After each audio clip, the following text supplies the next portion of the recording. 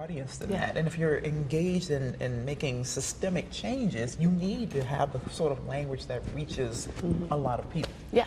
And I think it's always important for us to keep in mind, like as a writer, I'm always aware of how much white supremacy and classism is written into our higher echelons of language. Sure, absolutely. And, you know, these kind of gatekeepers. And I firmly believe that it's integral, especially to, you know, democratizing language, into ridding white supremacy from our publishing spheres as well, is to realize that a language that serves a population is a valid language. Sure, absolutely. And it's just as valid as, you know, the ones that you're going to hear at Harvard and Yale. Absolutely. And, you know, and so I'm going to write to serve the population I'm speaking to. Absolutely. And I think that I wish that publishers embrace that more, and it's definitely changing, you know, but I also wish that academia did as well, and that we started understanding that if we are, a lot of our policy and all of these things are formed in these areas where the language isn't even meant to be understood by people impacted by by a couple it. of people,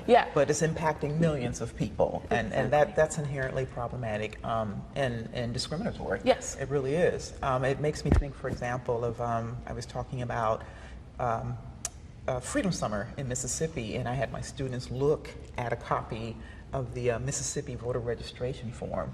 And I remember there's one question that says, write your understanding or your interpretation of this section of the Mississippi Constitution. Now, how does that work in a state in the 1960s where 70% of the population is illiterate?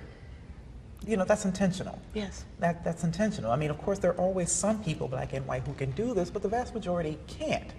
All right? So how do we get at the same thing but democratize it so that people can explain it in a way that they understand? Yeah. Yeah. And so I'm always all about that.